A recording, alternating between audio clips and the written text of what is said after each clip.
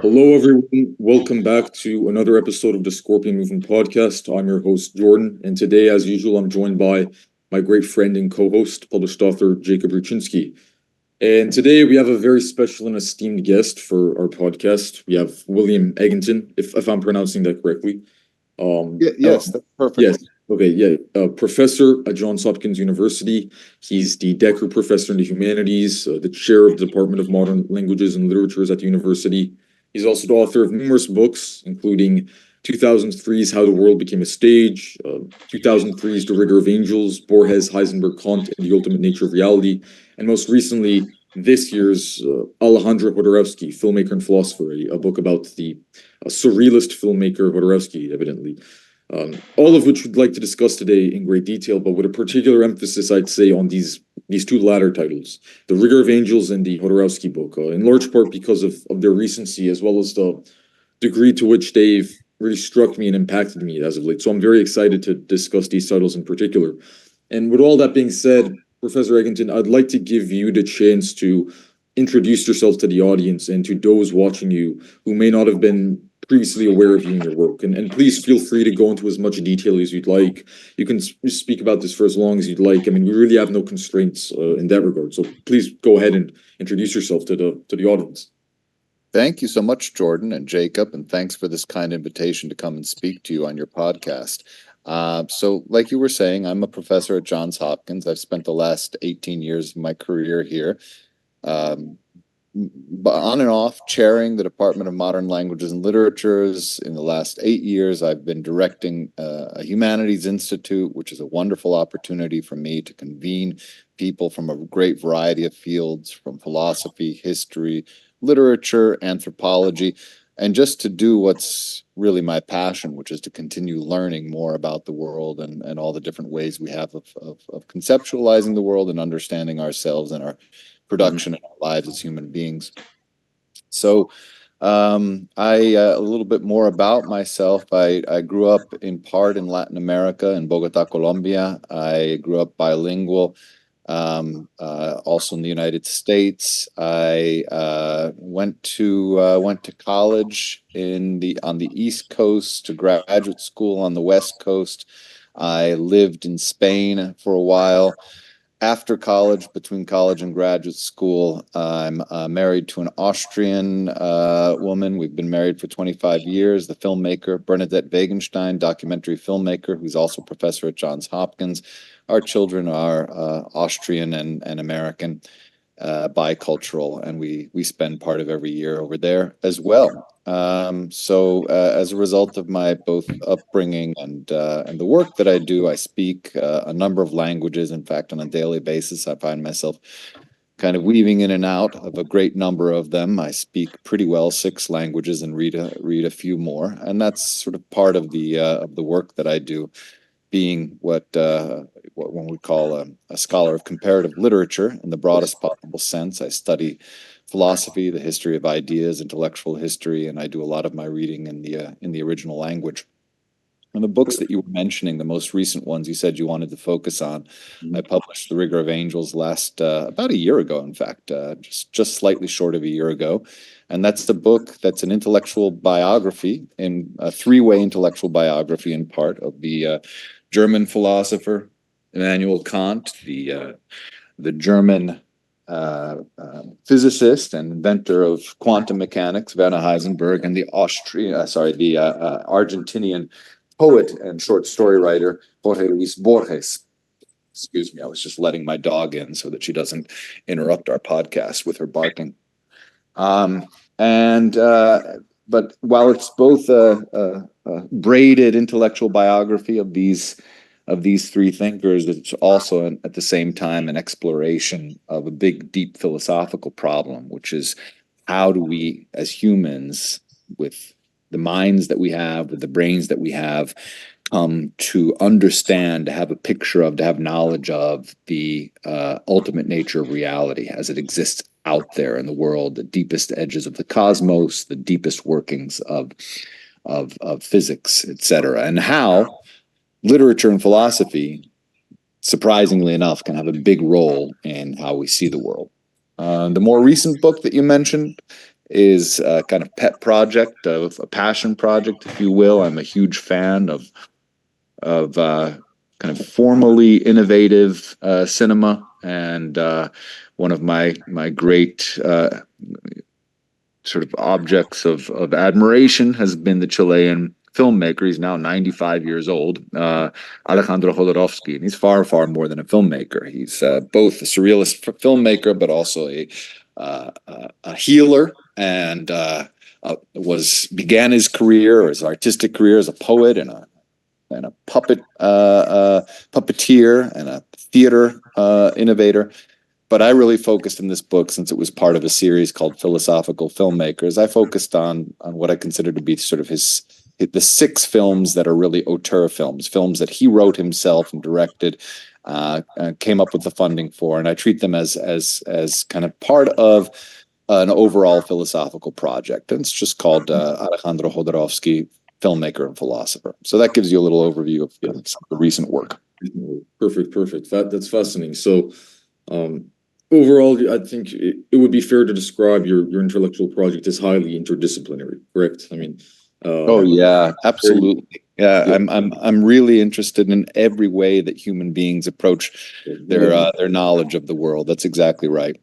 Yeah, I think, I agree. I have a similar sentiment, because I think that, ideas from all disciplines, in some regard, they all stem from the same fundamental source, which is just the human being, which is this very, as I'm sure you'd agree with me on this very curious, very inquisitive being, basically. And so I don't think that you can, I think any severance of knowledge from itself, or any classification of knowledge into these different schemas, different disciplines, is ultimately little more than an abstraction that doesn't actually bear any direct correspondence to reality, in a sense. And I think, and obviously, I do think there's some value to boundaries between disciplines, right? Because otherwise things get perhaps a little bit muddied, a little bit confused.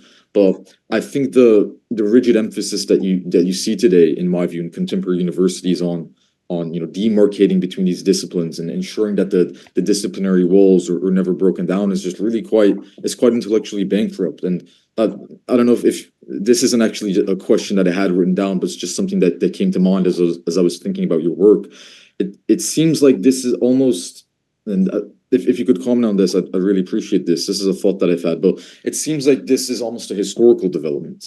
We saw, for instance, in ancient Greece, and then with the revival of these classical ideals in the Renaissance period, this emphasis on the polymath, or the fully actualized and realized individual who excels in all areas of life and of human achievement, from intellectualism to arts to even physical achievements, right? Athletics, sports, fitness, etc. So on and so forth. And then there's this displacement of that, which I think really begins in the era of industrial capitalism, where you see the model of the factory line and of specialized labor. But what I think doesn't get discussed quite as frequently is that this process of specialization actually manifests itself almost in the epistemological realm, in terms of the dividing and distinguishing between so-called different types of knowledge, some of which are actually deemed to be more, we could say, more legitimate than others. And I'm thinking here of really of science, and of nowadays of scientism, which is a big problem. And I think that you would also have many problems with scientism from the articles that I've read of yours. But that gets applied to the epistemological realm, and what results from that is really a major intellectual crisis, in the sense that you're just simply unable to deal with the actual big problems that humans face, and I think are intrinsic to the human condition and to life on Earth. So I know that was a bit of a. No, you're absolutely right, and I'm a bit of a tangent, but I think it's actually a good place to start here, because that gets us right to the history of ideas, which I think is going to be very, very crucial as we talk about your work. So if you'd like to expand upon what I just said, or offer your thoughts, I'd really be flattered. No, thank you. I very much would like to expand on it, because I mean, to begin with, I 100% agree. And you're absolutely right in saying that there's a history to this, and that it's So the phenomena that we're discussing at the intellectual level, or specifically within the institutions of modern universities, is something that I call hyper-specialization, not just specialization, but hyper-specialization. And one of my recent books, we didn't mention it in the go-through, but it doesn't matter. I'll just mention it now. It came out in 2018, called The Splintering of the American Mind. In fact, talks about the problems of hyper-specialization and identify that as kind of a contemporary ill. And I, with the emphasis on the hyper, I think specialization, as you yourself just pointed out, Jordan, has its place. I don't think we could get much of the great innovations that we've had in the sciences and the various fields without some degree of specialization. That's what doing a PhD is all about, right? You specialize in a particular field, you contribute knowledge in a particular field. But hyper specialization is this intensification of that to the point where you're drilling down on one subspecialization of a subspecialization in a field. And more importantly, you're doing so at the cost of broadening your knowledge in any particular way, broadening your knowledge and being able to make a network of connections between different ways of approaching the world. And so why is this, as you were pointing out, and as I very much agree with you, why is this a detriment to human flourishing, to human knowledge? I think it's a detriment because the different vocabularies that we develop to deal with the problems of the world, the different ways that we have of filtering, because all knowledge is a kind of filtering the world, are both enhancements, lenses. They allow us to see certain aspects of the world more clearly, but insofar as they do that, they also block out, they select, they reduce our ability to see other things. And since knowledge isn't ever and can't ever be a simply one-to-one clarification of what's out there in some objective way, but rather, as Heisenberg famously said, and this is a theme of The Rigor of Angels as well, what we do with our science, or what we understand, or what we seek to come to know with our science, is not the world itself, nature itself, in an unvarnished way, but nature as it reveals itself to our instruments of knowledge. We are, in fact, always studying some picture of the world that we as humans create. That's what we do when we do science, when we do studies of any kind. And precisely because our different approaches to the world necessarily exclude other ways of knowing, and because that world that we want to come to understand is approachable in so many different ways, it's incumbent upon ourselves not to hyper-specialize to the point where each and every one of us is only looking through the most minute possible filter at the world. And the examples that we give of the great scientists, and these are scientists, physical specialists in the physical world that I really focus on in The Rigor of Angels, are people like Werner Heisenberg and Albert Einstein, authors both of sort of two of the great and yet at the same time in some ways competing physical theories of the 20th century. These were both polymaths in the sense that you just described. They had, in some ways, the minds of ancient Greeks. They had the minds of modern mathematicians and scientists, of course. They built up those intellects on the shoulders of giants and built up a kind of ability in their particular areas, math and physics, that were unparalleled. But they were also concert musicians, especially Werner Heisenberg. I think Einstein played the violin quite well and did so to expand his mind and for his enjoyment. But Heisenberg could have been a concert pianist. Heisenberg could read philosophy in the ancient Greek. Einstein would take copies of Kant's philosophical writings to the beach for vacation reading. These were people who thought about the deepest ideas, the deepest problems that beset humanity, and did so with all the range of their intellects. And this is what we're in danger of losing, I think, when we come focus down on the most minute possible questions, as we do in the hyper-specialization of the modern university. Mm-hmm. Yeah, well said. Now, in regards to this phenomenon of hyper-specialization, would you say that there is actually an economic or financial aspect to this, in the sense that it seems as if almost the established institutions, like for instance universities and really the market itself, actually reward and incentivize the outputs of certain forms of knowledge over others. I'm thinking here of the distinction between STEM and humanities, for instance. Yeah. Now it's somewhat of a, maybe not necessarily politically incorrect, but somewhat of a an unfortunate fact, I'd say, that it just seems as if, in contemporary America, at least in American society, STEM fields just carry and I'm not denigrating STEM fields at all, of course, Mm, science and technology, I think they have immense values, you pointed out, mm. but they do seem to be a bit more financially lucrative, and so in a sense they're actually rewarded by these prevailing dominant institutions, because, and I think that really ties down, actually, or that's related to the fact that they can produce, or at least they have the greater capacity to produce immediately tangible and visible outputs or Yeah. products, that Yeah. can actually be things that can be touched, right? Mm. That whose benefits we can see manifest in everyday life, like computers, advancements in computing, all these technologies that we're so reliant on nowadays.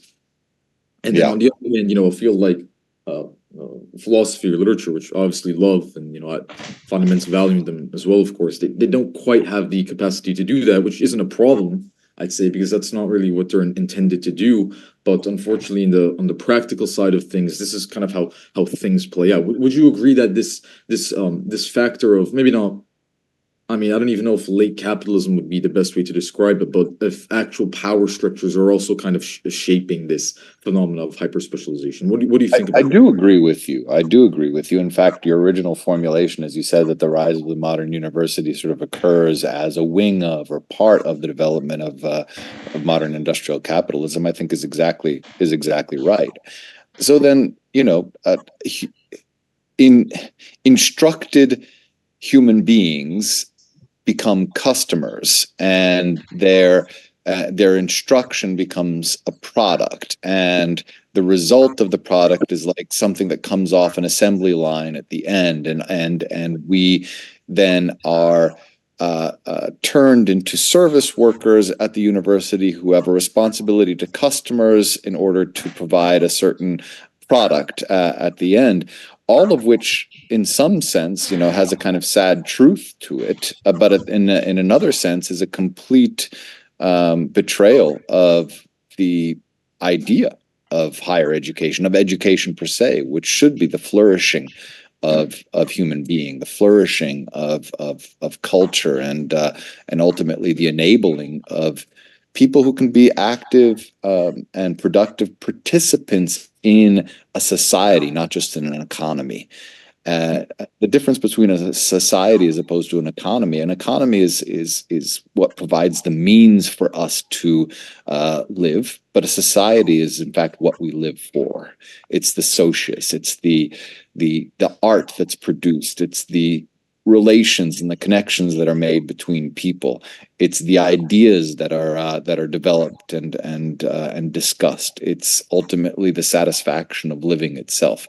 And all of this is really what's sort of left behind when we think about education as simply being a service that is intended to produce something for a market that's out there in the world. Yeah, I completely agree. And I'm curious on this note, on a more personal note, have you noticed this in your own practice, or at least in your own career as an academic, maybe at Johns Hopkins, in terms of perhaps some reluctance on behalf of certain bureaucrats and figures in certain departments to cooperate with others, and Oh, I do. Yeah, yeah. So because I've it, personally noticed that myself, for instance. So I'm not sorry to interject here. I'll let you speak as soon as possible. But just for some background, I'm actually a university student at the moment, and I'm Mhm, studying political science and philosophy. So those are my majors. It's a dual major, and mhm. these fields are not even the most surface level analysis would tell you that these fields are very closely related. I mean, the idea of studying politics emerges really, I'd say, almost out of ancient Greece, out of Mhm. Greek philosophy. We see that with Plato's Republic, right? And in Mm. that book, he takes great care not to decouple the study of politics from the study of society and humanity and the big questions, the big themes more broadly, right? Right. But and I was talking to an advisor in the philosophy department, and so I asked him, we were talking about my future plans and some of the research that I'd like to do. And so I asked him, I told him, well, I'm also majoring in political science, so I have to take that into account. And then I asked him on that note if about the extent of the collaboration between the political science and the philosophy departments. Yeah. And he actually told me, I know it varies from university to university, but he actually told me that there was almost none happening at my university. And I was quite curious. So I asked him, well, why do you think that's the case? And he said, unfortunately, there's this he didn't use this exact language, but there's this plague of, I'd say maybe positivism that has really overrun the social sciences, especially fields like economics and political science to a lesser extent. And he thought that was a big roadblock actually in facilitating this interdisciplinary exploration into the state of affairs. And so I was quite disheartened by that. And I'm wondering if you've ever experienced something like this in your own time as an academic. I do, Jordan. I experience it, and although I have a somewhat more heartening tale or take on it, at least, in the context of where I'm teaching. So, as you know, I'm at Johns Hopkins University, which is a university that is widely known in the outside world as, and largely because of the well-deserved reputation of its medical school as a place where people go to study medicine. But those who are more on the inside of graduate education also know that it is the oldest research university in the United States, and that it is the home to and originating place for many of the academic disciplines that are outside of not only medicine, but even the physical sciences, that were small but very powerful in these areas. And more recently, that we've, in the last 10 years, been a university that's bucked the trend of divestment from the humanities. And even though our students do still tend to flock towards the medical professions and medical fields, we have been doing everything in our power, from the top administration down, to counter that trend by really investing in and making a clarion call for the importance of the humanities and social sciences alongside the STEM field. So there's a little bit of an upside, at least in my local area, that I try to be very involved in. That's the institute that I direct, and that's been funded with an external gift, is very much about that, and it's something that has the full-throated support of the administration.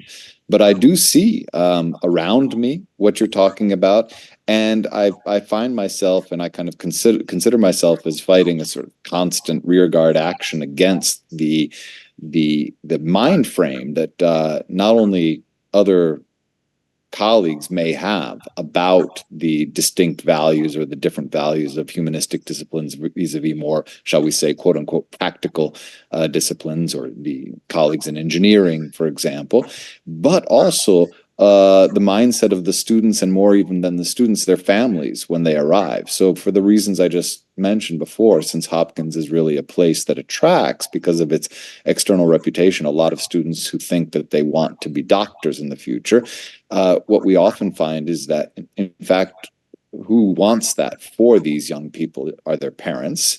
And their parents want that not because of an intrinsic value per se. I'm generalizing, but in some cases, not an intrinsic value to helping other people or reducing suffering in the world that one would associate with medicine, but because of money and status that they associate with the idea of being a doctor. And I find, kind of in hopefully a friendly and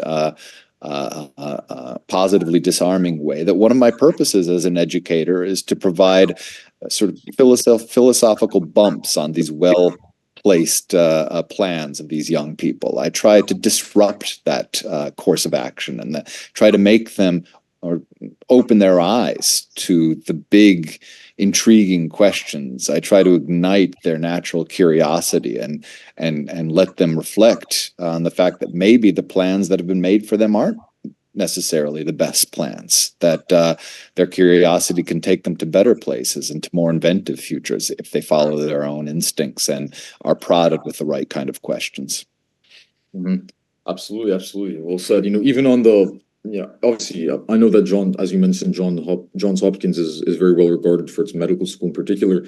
But even when you look at the field of medicine, I think it's actually quite hard to completely decouple that from the more humanistic disciplines that we've talking about, like philosophy. I mean, we can think of the Hippocratic Oath and the role of ethics in medicine. I mean, in a sense, the entire reason that we even have medicine in the first place is because of ethics and morality. Otherwise, I don't think that we would have really seen a need for it. But we see that outside of just a purely practical level of ensuring that there are just enough people for us to get around. Well, sorry, one second. What is this? There was this. So yes, as it concerns the interplay of medicine to more humanistic disciplines that we've been talking about, they're often, as I stated previously, they're very hard to completely separate or to detach from each other because medicine is fundamentally the entire existence of the field of medicine is predicated on certain assumptions about ethics and morality.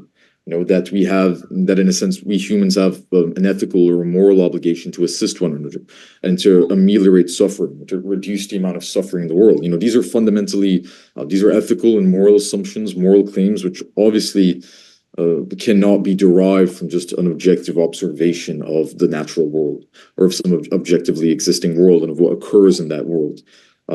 That's quite clear, I think, to anyone who just, not even anyone with a certain degree of philosophical training, but anyone who just has a certain intellectual capacity, right? And so that manifests in medicine quite prominently. And then also this actually provides the perfect segue or the perfect tie into some of the themes that I think you, Professor, have touched on in recent years, particularly in this one essay that you wrote in 2012, I believe, that I'd like to talk about neuroscience and Roe versus Wade, which I found to be quite fascinating. But in medicine, I think what arises from a lack of philosophical training or a lack of knowledge in the more humanistic disciplines is various dilemmas and various problems that make doing medicine or make being a doctor almost impossible in a sense. And so what I'm thinking here is of debates around psychiatry and mental health. Now, if I know it's not necessarily, for instance, the average doctor might not necessarily specialize in psychiatry or in clinical psychology and those types of fields. They would have their own specialization, but there's obviously a key correlation, and the underlying ethic is the same. Ameliorating suffering, ameliorating harm, reducing the amount of suffering in the world. And what happens when, I think, if you adopt just a physicalist position or a physicalist picture of the world, which is in a sense the bedrock, I'd say, of the natural sciences, because you can't really perform science outside of physicalism. That would be almost a logical contradiction in terms. Now, granted, I think we're also going to talk about this as we get to the rigor of angels in more detail. The findings of quantum mechanics may actually, at least this is in my view, may actually provide some evidence for the limits of physicalism and for a hard physicalist picture of the world. But that's, of course, a topic in its own right that I'd like to touch on later. But if you adopt this perspective that I think is very common amongst scientists, treating, for instance, mental illnesses becomes almost impossible, or at least it's incoherent, because you would just be forced to assume that, that a problem with one's behavior, or just the way that one feels in life, depression, anxiety, all the schizophrenia, these classic mental illnesses, can just be boiled down to essentially the neurophysiological operations of the brain, or these mechanistic processes. And then for which I would say is really based on a category error that conflates really what we're actually studying. And by what I mean by that, and in the sense I speak of a category error, is the sense that in which it's used with logic. You treat a certain entity as if it's actually part of something else, or that it belongs to a different classification than it really does. And I think that's what almost necessarily results when you have this the picture of the world, this mechanistic picture that I think is a bit too common in contemporary science. You can't really treat these devastating problems that are obviously highly detrimental to society. I mean, we know that depression, anxiety, schizophrenia are associated with suicide and destruction of the family. I mean, there's some of the most grave issues that affect our society today, especially modern Western societies. And you can't really deal with them with this approach, because all that you can do is say, well, if all that's wrong here is that some neurotransmitters are not being fired, or they're not being fired properly, or maybe with neuroscience research as it advances, we can pinpoint to the manifestations of different processes in different parts of the brain, the cortex, the amygdala, all of this, all of that, and say, hey, there's something happening here, and so therefore this is the root cause.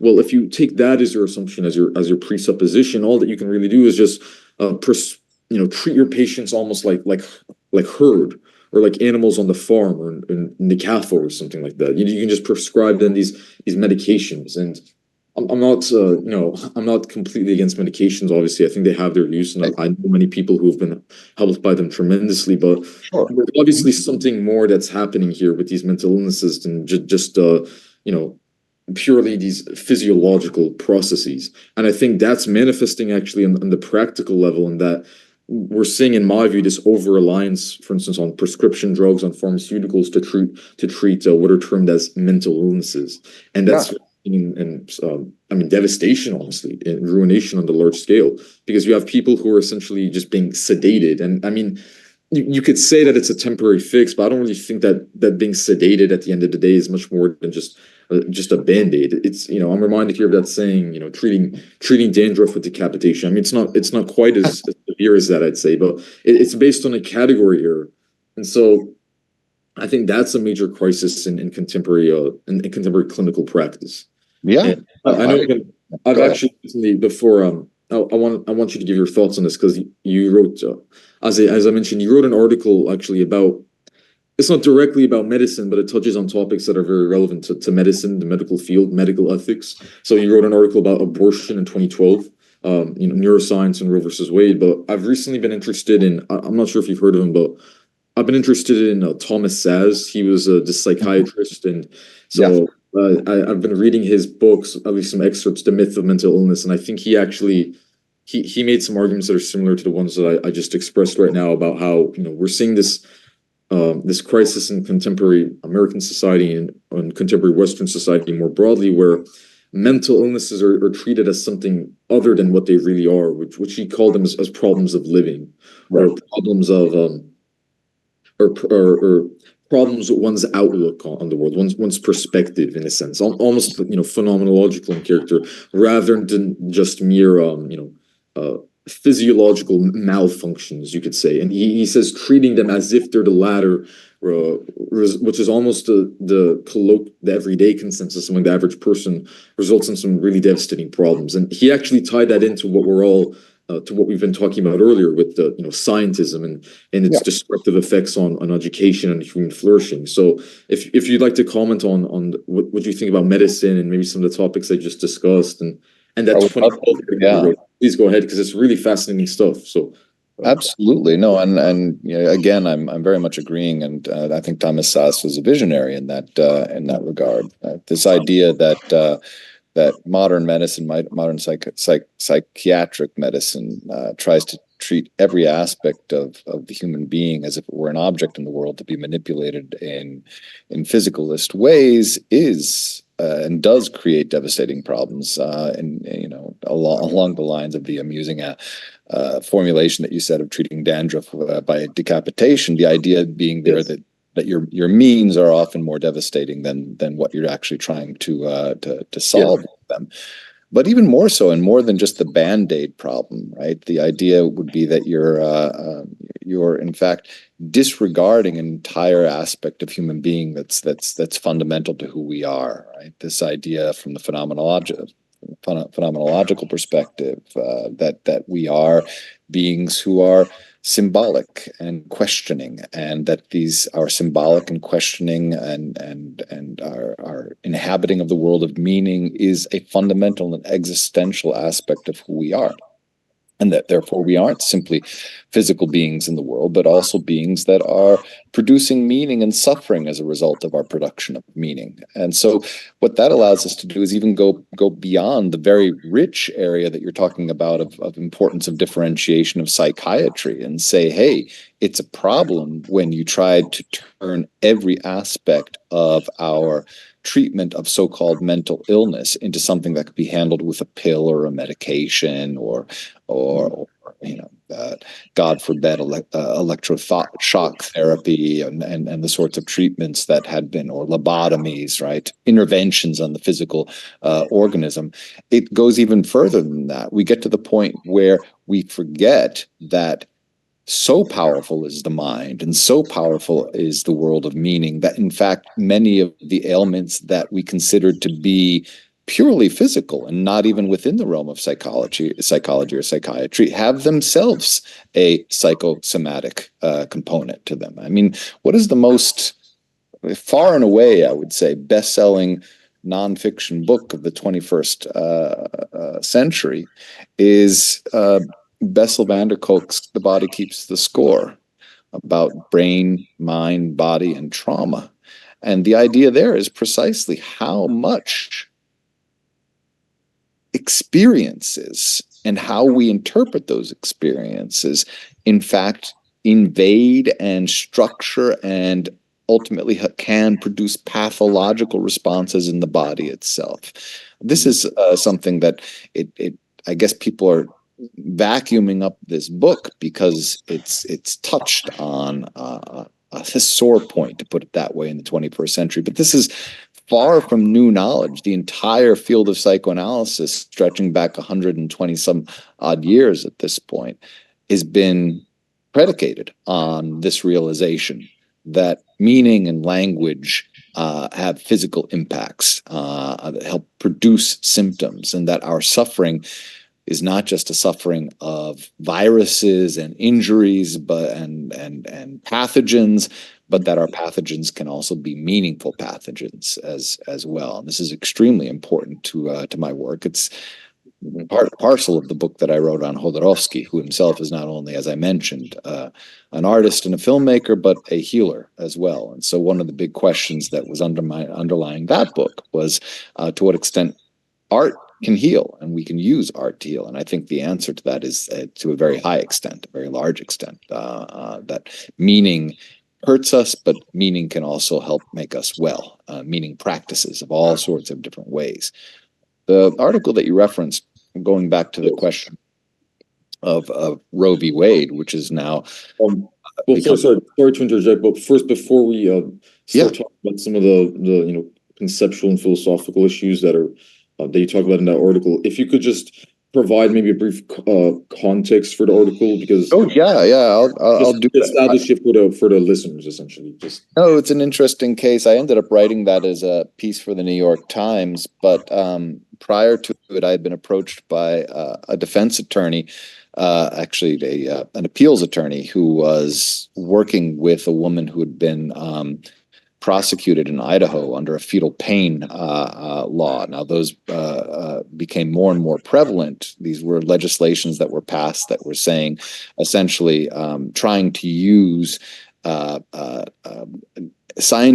claimed scientific evidence that fetuses respond to what are called nociceptors. So they respond. You can see them responding to adverse stimuli, as meaning that therefore they experience pain in the world and therefore are the same as human beings, fully fledged human beings, and that therefore a woman doesn't have the right to abort a fetus because it's another human being, essentially depriving women, as they have been now recently deprived, in a way that makes this almost a moot point of their status as fully autonomous legal subjects in the United States. And so this attorney approached me and asked for a philosophical expert opinion on this, as someone who'd been writing about the limitations of what you've been, Jordan, calling a scientific understanding of human being.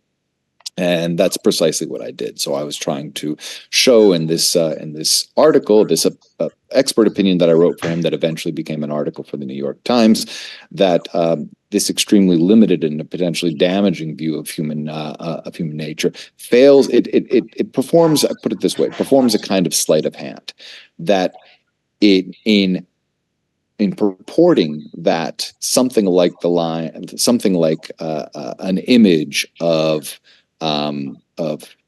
adverse stimulus response, or response to an adverse stimulus, that we can see quite frankly, in organisms, even in the plant realm and the bacterial realm, much less in higher, not to speak of higher mammals and humans, that this somehow leads to an equivalence between that kind of action and what a human being is and feeling is a complete dereliction of our understanding of what human being is, which is precisely identity, self, having grown up in a world, being part of a community. All of this gets vacuumed away and disregarded when we turn to science to try and answer the question, science alone or medical science alone, what is a human being? It disregards, in some ways, what are the most essential aspects of being human, which have to do with language, which have to do with meaning, with history, with memory, and everything that simply is bracketed off and not considered in that kind of a regard.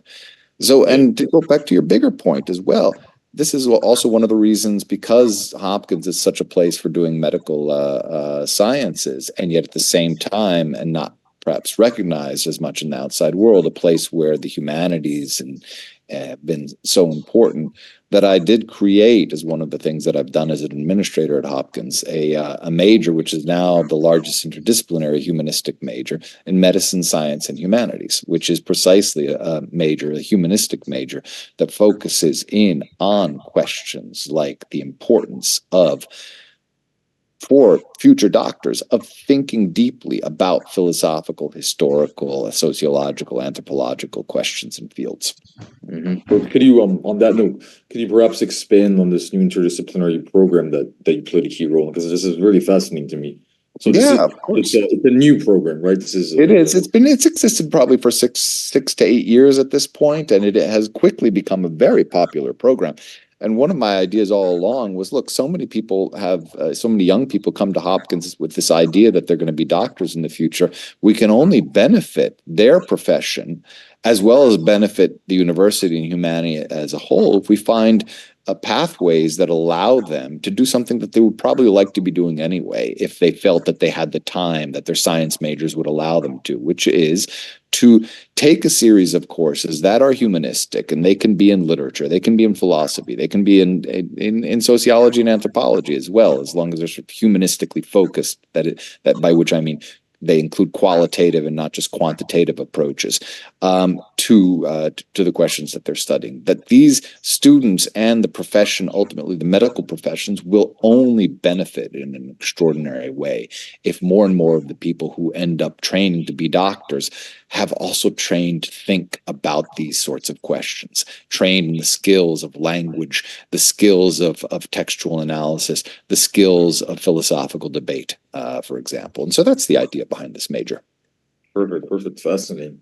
You know, for instance, on the note of neuroscience, then what I'm somewhat troubled by and disturbed by is the fact that, well, okay, obviously, I think neuroscience as a discipline, as a means of acquiring knowledge, has tremendous value. So I'm not an obscurantist or a Luddite in this regard. I'm happy to see advances in neuroscience. It is quite a burgeoning field.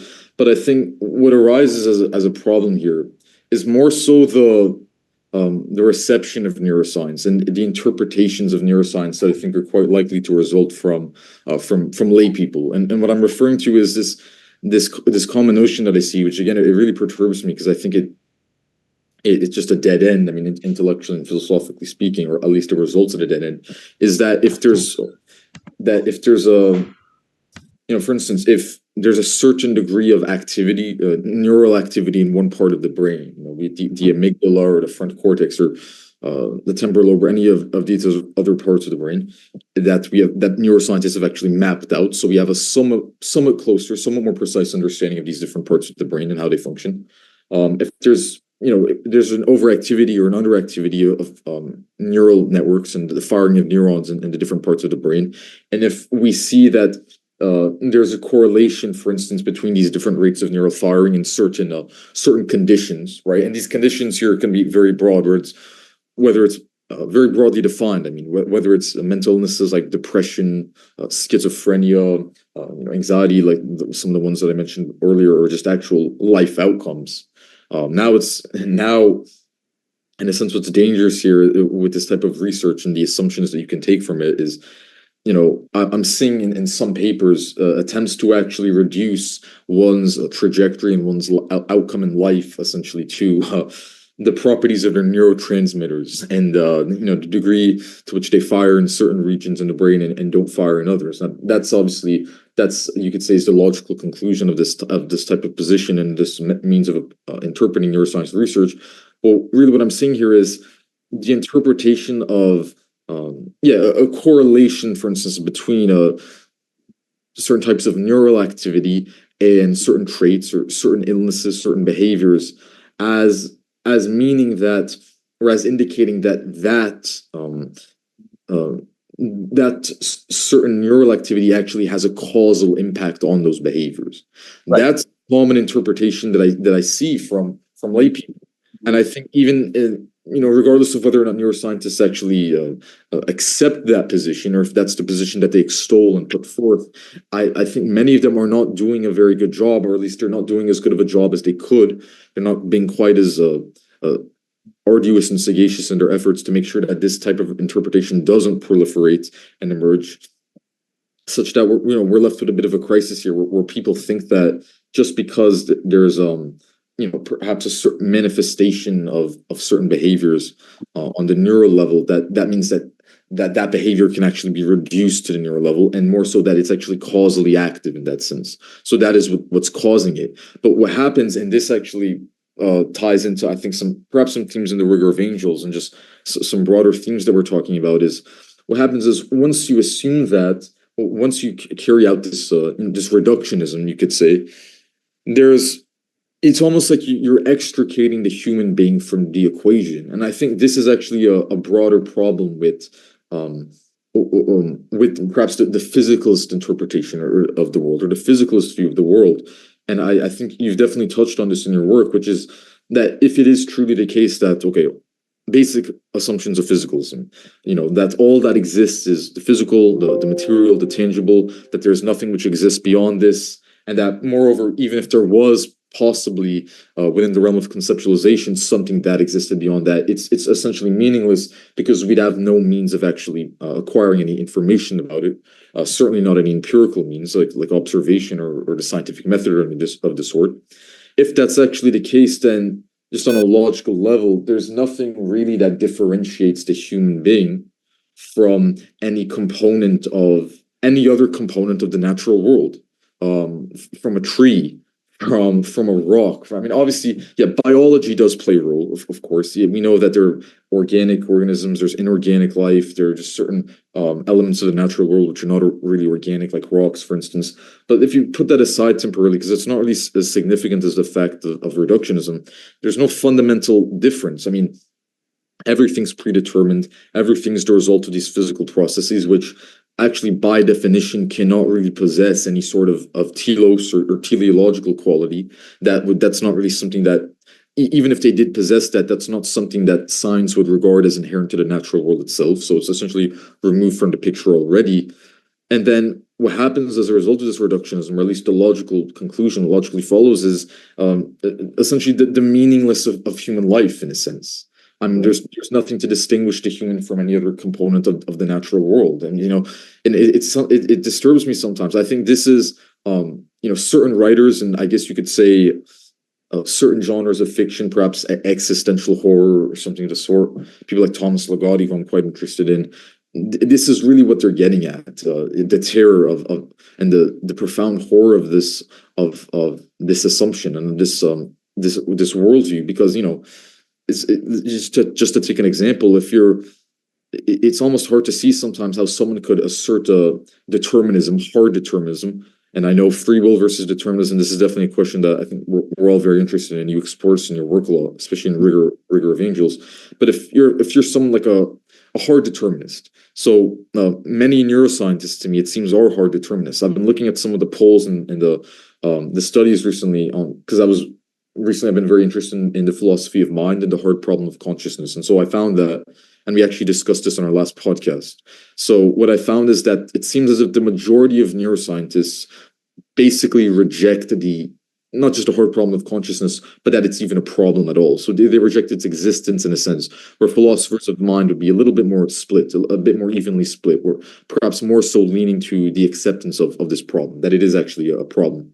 But it's almost strange. I think about this. It's strange to think about a neuroscientist, for instance, who asserts this position and then goes home to his wife and children and tells that he loves them. I love you, wife. I would die for you, etc., etc. Well, holds his child yeah, responsible for making a bad decision that yeah, day. in a sense. I mean, how could you even say that though, if you have this assumption about the world? Because do you really love your Right. your wife if that's the case? If it's just a result of these predetermined chemical reactions? Because that negates love in a sense, in the way in which we understand love. And exactly, there's a really slippery slope here, I think, when it comes actually to criminology, to medical ethics, and to the intersection of these two fields, and into the law. Actually, this is why, as we talked about earlier, the interdisciplinary nature of true proper intellectualism is so important, because without that perspective, you wouldn't even be able to realize that this is a problem. But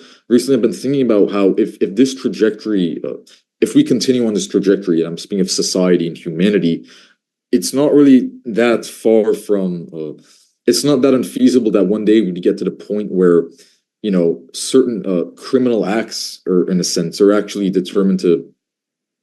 They're basically said to be entirely out of the control or of the agency of the criminal, the person who actually commits them. Because we can just say, no, we've actually determined that they had this problem with their brain, or with this part of their brain, in a sense. So Right, or like in Minority Report, they yeah, don't even have to exactly. commit the crime. You can just Yeah, see that they're going to commit the crime, and then put them away for that. yeah, and then that, I mean, that opens the door to all sorts of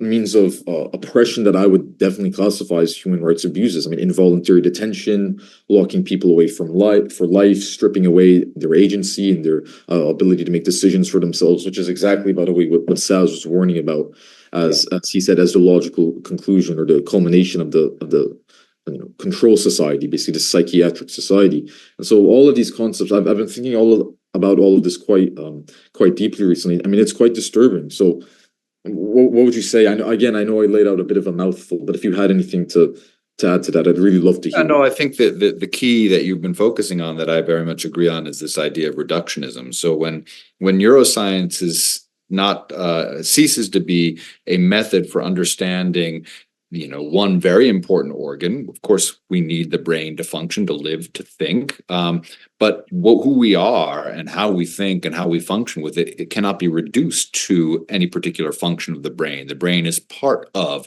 the human organism, which is part of the environment, a social environment. It is part of a physical environment, an environment in the sense of the animals and plants and other forms of life, a bioenvironment, a biosphere around us. And reduction of any aspect of our being to one single set of or area of the brain is precisely part of, in some ways, it's a continuation of the very kind of hyper-specialized thinking that we were talking about at the beginning of this conversation. It's a way of fragmenting humanity and failing to understand that humanity and who we are as humans comes from relationships, and those relationships span different ways of being in the world, different kinds of connections. Those connections can be neural, they can be cellular, but they can also be symbolic. They can also be meaningful. They can also be emotional. And that the fact that the emotions have a seat, at least in part, in one organ, doesn't mean that the other organs of our bodies aren't involved, and that the other people around us or other beings around us aren't absolutely entangled in powerful ways in that. And yes, this absolutely does play out in questions of determinism. When you think about the determinists, so hard determinist thinking that is manifested in so many people in this particular field, but in many others as well, who think and who display the kind of what we would call, and I so much agree with you there, of cognitive dissonance, of claiming this kind of position on the one hand and then going and living their regular lives on the other. What they're failing to do is to sort of start with what's actually real. What's actually real is going home and living in the social world and making decisions. What's then epiphenomenal that you then bring in and try to take over and say, no, this is what's actually real, is really a shadow of that. And that is an abstraction based on scientific reasoning that, in fact, we don't really bump into in the real world. We don't deal with the abstractions that we derive from neuroscientific knowledge of the world on a daily basis. We can use those abstractions to find out really cool and interesting things about the brain. But then we're engaging in what you called before, very correctly, a category mistake when we then turn those into or somehow replace the real social dynamic people that we're involved with on real bases all the time. So we're failing to understand that what comes first is human experience. And this is, by the way, a point that's made beautifully in a very recent book this year, 2024, called The Blind Spot, by Adam Frank, Marcelo Glazer, and Evan Thompson. It's out with MIT Press this year, and the subtitle of this is "Why," something along the lines of "Why Science Cannot Do Without Human Experience." Right? The idea being that science only ignores human experience at its own cost, at its own risks. All these different kinds of science, the physical sciences, neuroscience, health science, to the extent that we try to bracket and put aside human experience and think that that's just noise, we get it all wrong. That noise of human experience, the messiness of human experience, is actually primordial. It's what needs to be there and needs to be at the front and center of everything that we do. Mm-hmm. Yeah, well said. No, I completely agree with you.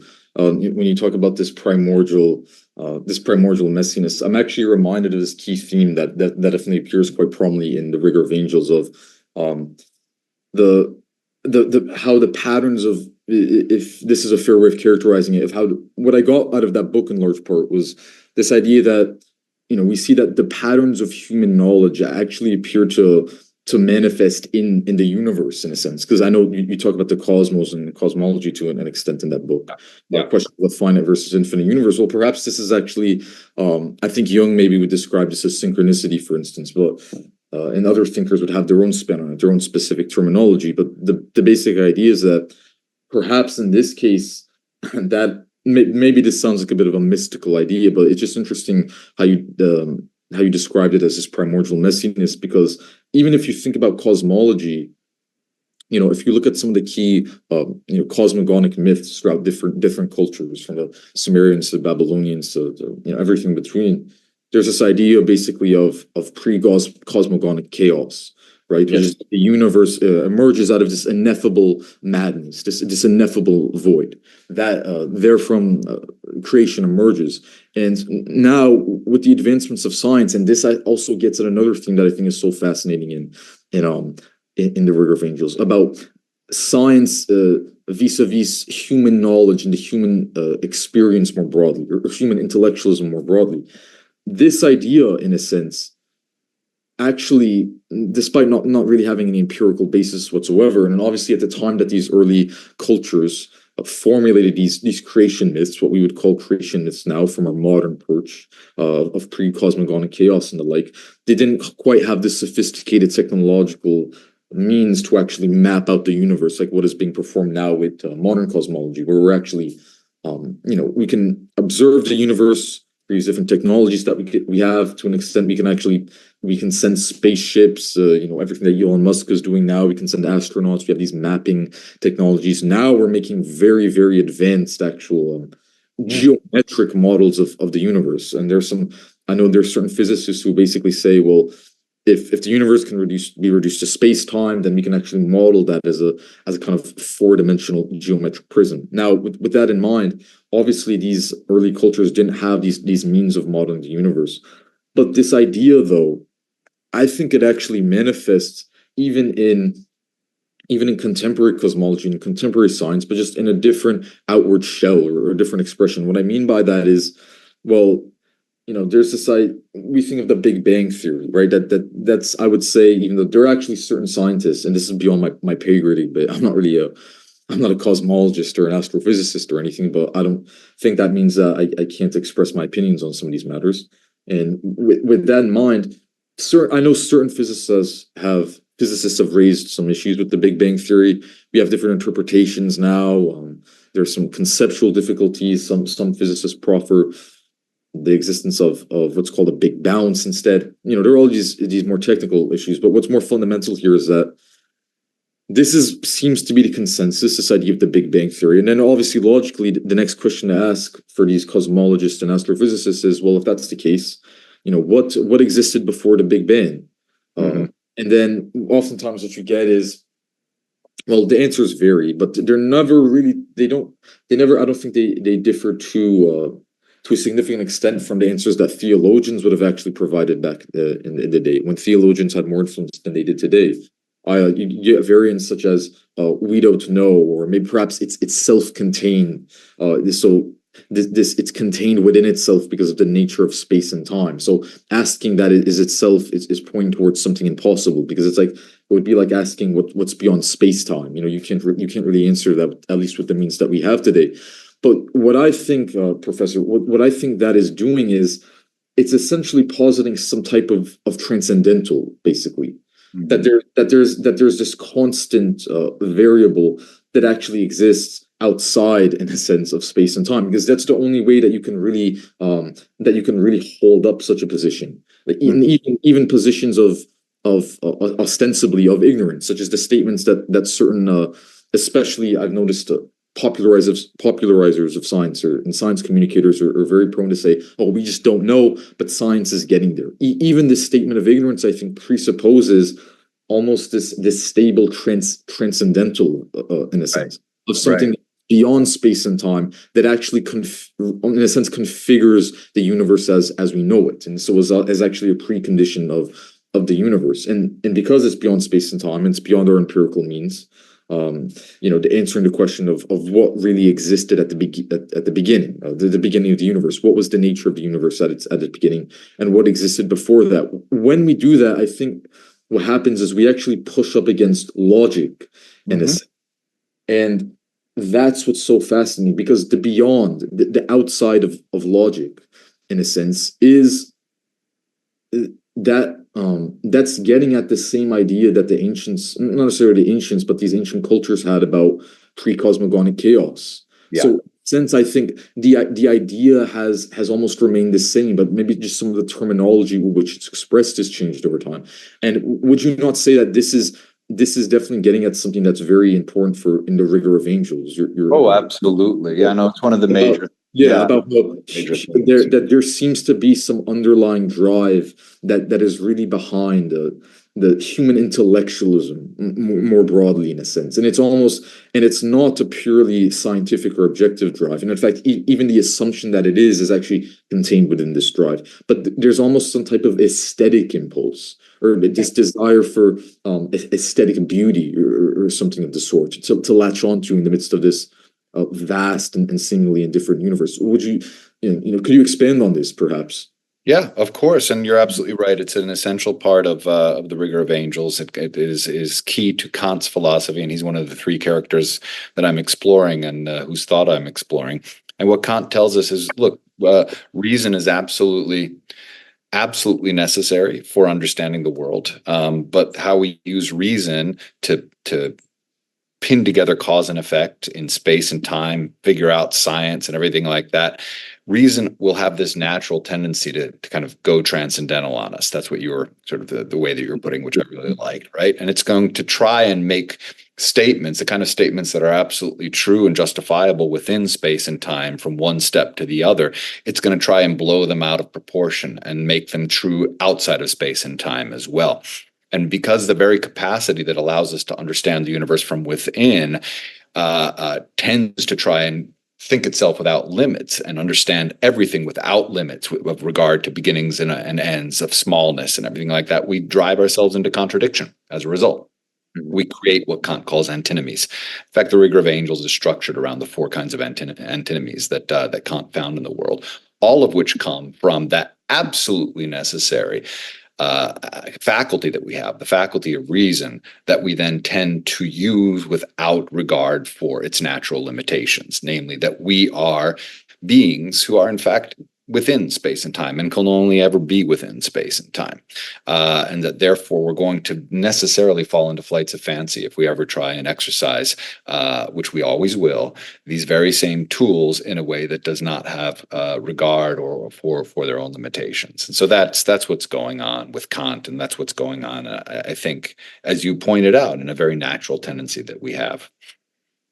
Yeah, no, it's fascinating. And you know what I've also been thinking about in this domain is it seems too that, and again, this is definitely another theme that I detect in the rigor of angels, you know, human knowledge and the quest for a certain sort of absolute knowledge or a complete picture of the world. Well, we know that especially in modern physics and cosmology, there's this big quest that is really occurring as we speak to uncover a theory of everything, as it's referred to. Yes, exactly. What's sometimes called a grand unified theory. And you know what I think is happening here is this is not just the product of what we would generally ascribe as the purpose of the purpose or the nature of science.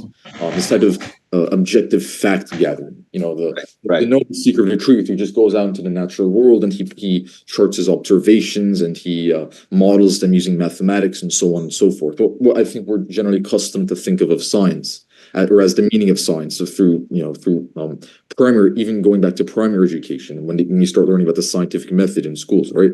There's something much more significant that's happening there, and I think as we've touched on previously, and I think this you also touched on art. I think this is going to be very important. I think what's actually happening here is, like I said, a certain aesthetic drive, and what that aesthetic drive is you know the beauty that is unlocked upon attaining or realizing unlocking the secrets of reality in a sense, or uncovering some great secret and discovering what is actually happening, right? And that's so interesting because that's not something that is that exists within this abstract realm or something that is unique or innate to the very high-minded work of theoretical physicists and astrophysicists and cosmologists. I would describe it as a basic, almost primeval human desire, or at least aspects of the human condition is being in awe and reverence towards mystery, the mystery of the world, and then trying to uncover what's behind that mystery, what lurks under, in a sense. I mean, that's something that, if you want to take a psychoanalytic lens, which I think is very important here, and I know you write about psychoanalysis quite extensively, especially in the new book on Hodorowski, which I've been enjoying. We can take for instance, the Jungian approach, where he'd say that, well, there's this collective unconscious, and so that's why we see these archetypes embed themselves in these various creation myths and other types of myths, of course, which seem to constitute commonalities across cultures, across space and time. And yeah, definitely, I think to take that approach, one commonality and one archetype we see is not just that of the truth seeker, but that of the person who beholds some type of mystery or some great secret, something that's quite puzzling. And there's actually an immense beauty in that secret, though, in this aspect of secrecy and this cryptic nature. And then they try to uncover that, and then you get this idea of the hero's journey. People like the people who study myth and comparative anthropology later on, like Joseph Campbell, would talk about that. We see this idea of the hero's journey is quite intrinsic and quite common to various cultures, various folk cultures, and it obviously is of great significance. That's how basic this is to the human condition, and it really makes you think of science in a different perspective, I'd say. I mean, what do you think? I do. I agree with you very much. Yeah.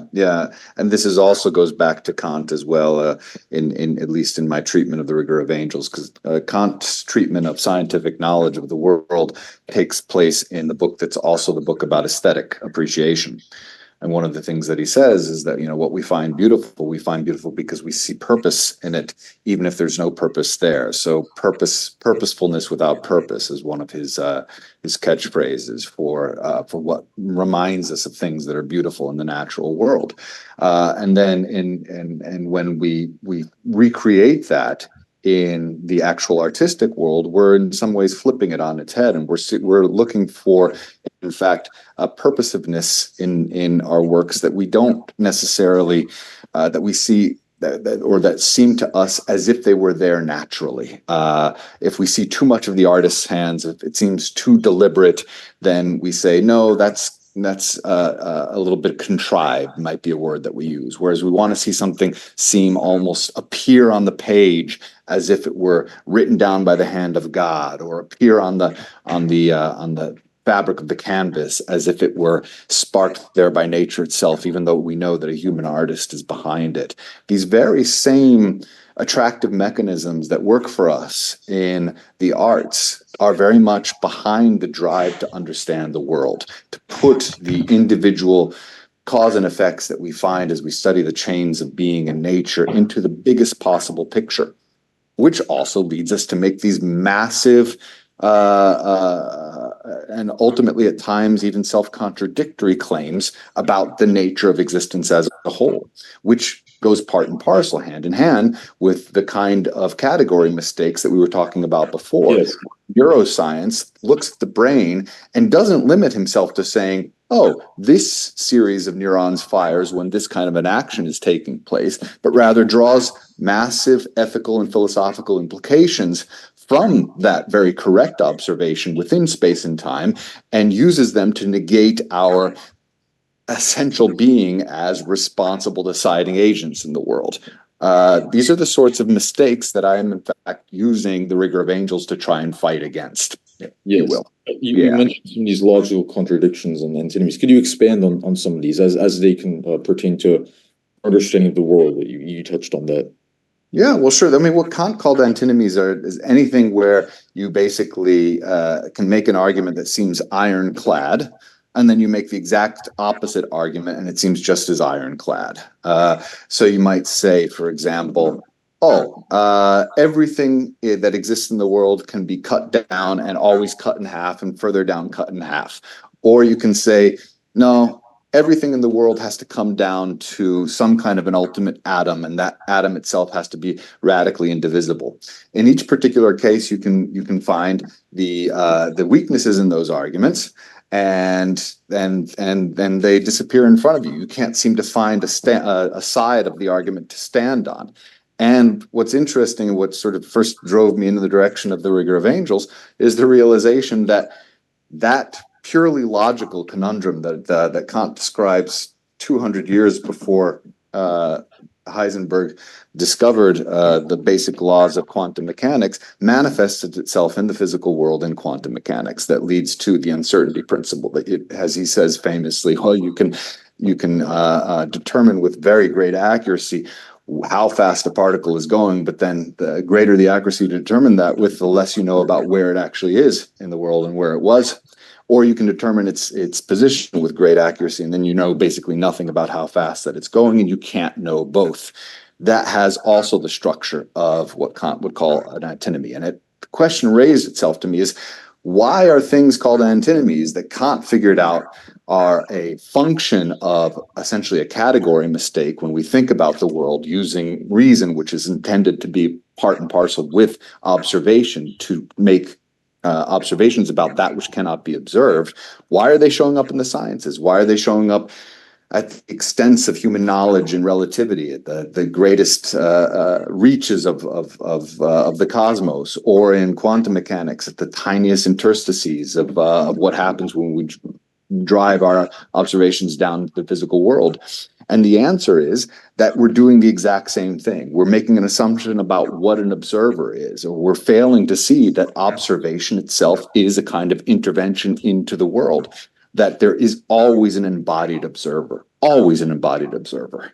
And whenever we try and do science and fail to remember that the person doing the science is a person, that we're limited in space and time, that we do these observations, make these observations from a particular place, and we blow up that perspective and claim to be touting or spouting truths that are true irrespective of that positionality and about all of time and all of space, we're necessarily going to run into the exact same kind of contradictions that Kant warned us that we would.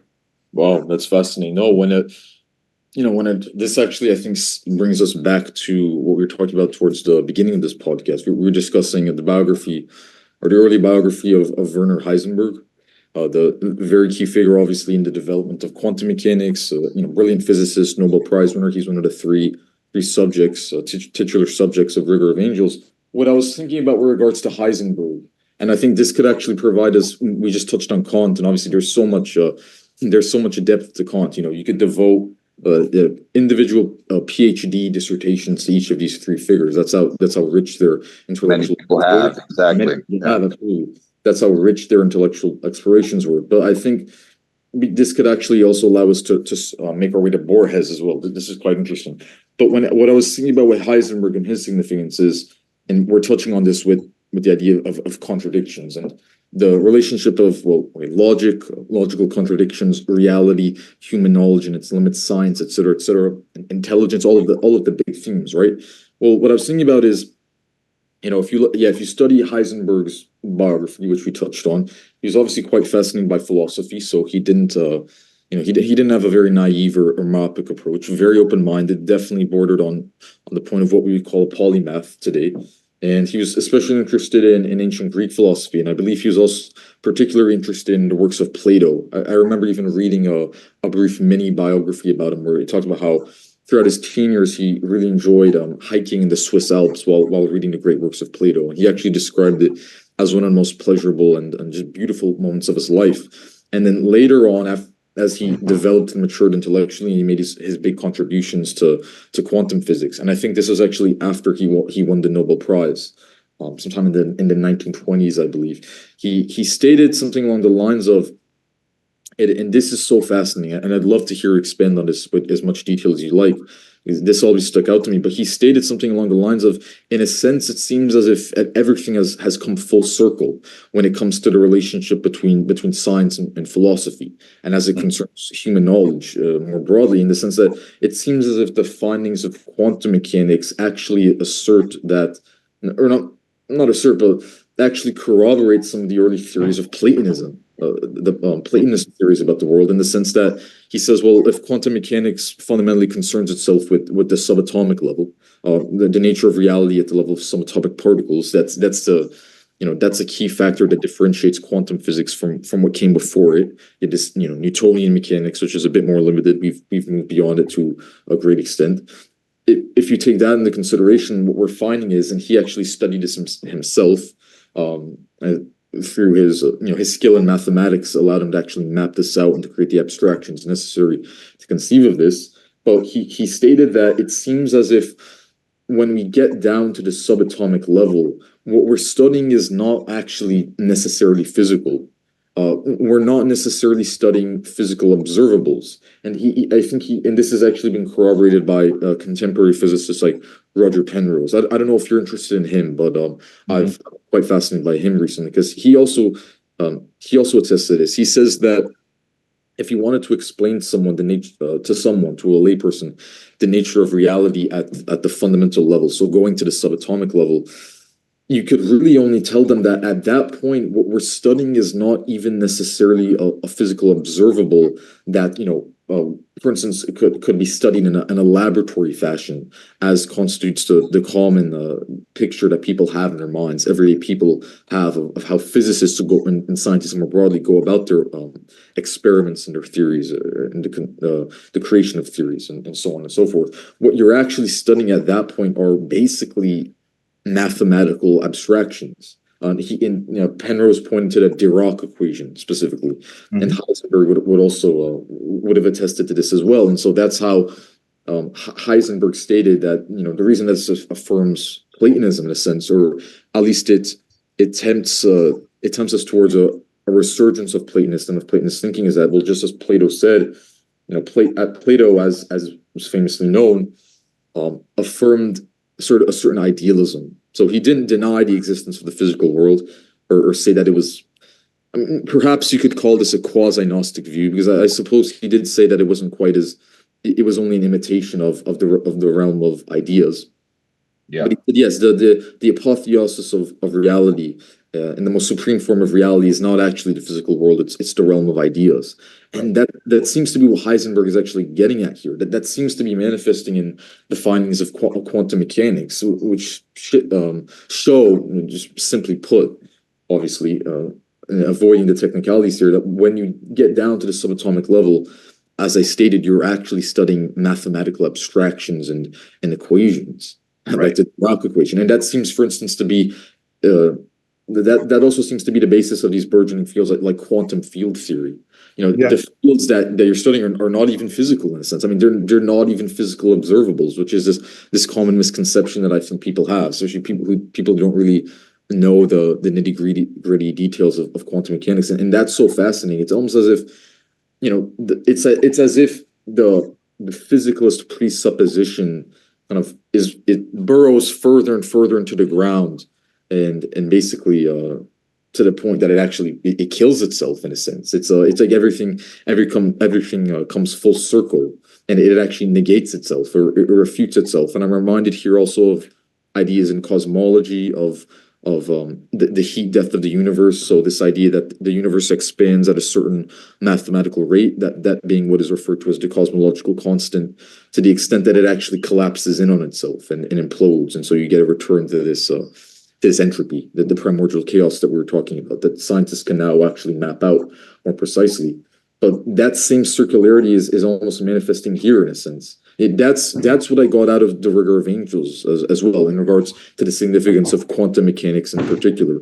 It's as if, what quantum mechanics is doing is it's almost telling us, or at least the findings of quantum mechanics is it's telling us that you just hit a wall in a sense. Like a wall of understanding. And now maybe someone would say this is a mystical interpretation. Now you puny scientists, you puny humans, you're actually running up against God in a sense, or against the mystical, or what theologians have been talking about. So it's all very fascinating. I was wondering, what do you think of this interpretation of quantum mechanics? No, absolutely. I'll talk a little bit about this, and then we'll probably have to wrap up because I have to go to something else. So I'll make this my last answer. Yeah, perfect. And I'm really so pleased that you got so much out of the reading of this book, because that's really very much what I was trying to do when I was doing this. But to go specifically to the example you were just talking about Heisenberg himself, Heisenberg absolutely did those comments that he said about coming full circle and coming back to Plato and recalling the days that he would be hiking with his friends and reading Plato and discussing these big ideas. He said it towards the end of his life when he was dying, and he said he would reflect on his reading of Plato and realize that in some ways he'd come full circle, that he had been he read Plato, he read the Timaeus, he read about Plato's breakdown of what kind of the basic constituents of nature would be as mathematical forms that would sort of respond to different natures of solids, of liquids, of gases, of fire, and the like, and give them different kind of mathematical forms. And at first he thought, man, this seems kind of silly. Obviously, Plato didn't know anything about the physical world. And then as he reflected more on what he was being taught about microscopic objects in the world below what our senses can actually grok about the world, he realized that those models didn't make any much more sense to him. In fact, and as he came around full circle towards the end of his life, he began to realize that, look, the kind of credence that Plato was giving to mathematical forms in some ways paradoxically came closer to what he discovered about the basic constituents of reality than the kind of models of the sort of solar system like models of linking atoms together, or molecules that were linked together by balls of different sizes in the chemistry classrooms when he was growing up. And that's what brought him to this realization, one that he expressed in a series of debates as well in the 1940s with Kantian philosophers, when he said, very interestingly, look, we don't really know what an atom is. We imagine that we know what an atom is, and that it's this kind of physical object in the world. But really, that's just us taking a bit of our imagination and putting it there. What we have are measurements, and those measurements are readings on certain instruments. And then we extrapolate from those certain values, and those values are mathematical. We try to make sense of them mathematically. And that goes to your point in bringing in Roger Penrose. So at the most basic level, we don't have objects that we observe. We have observations that we turn into mathematical models, and then we test those mathematical models against future observations. And that's what we're doing when we do physics at the most basic level. So yeah, I think you got it exactly right, Jordan. Oh, Thank that's fascinating. Yeah. And then that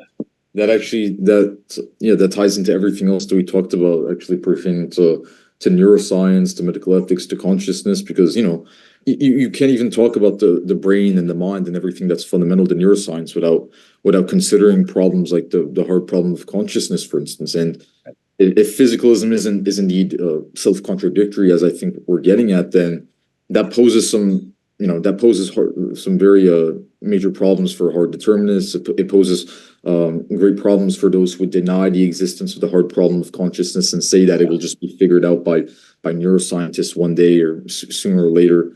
So yeah, everything is so deeply interconnected. I mean, it's really quite fascinating. Now, this was a fantastic discussion. I mean, it was so rich, and there's actually still so much more that I wanted to touch on. I was wondering if perhaps you could record a second part, maybe a little bit shorter than this one, maybe just 30 minutes to an hour sometime if it's not too much to ask, sometime in the near future, perhaps, just to flesh this out a bit more. Sure. But I think, we have also a lot that's already here to be fleshed out. We have quite a lot. There was some, the significance of bore heads in the triad. That's right. We didn't talk about. Yeah, that was one note that I had, and then some more. Had a note here about how we can combat on the societal level and on the intellectual level the phenomena of hyperspecialization that we're talking about, and just a couple of more notes. But that can obviously be for a later discussion. And we did have a lot to say here. That was fantastic. All right, very good. With that in mind, just before we finally wrap up, I've been talking for a long time. Jacob and my friend John David, he just joined the podcast, so thank you for that.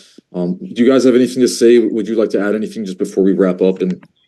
Seeing as sorry, can you hear me? Yeah.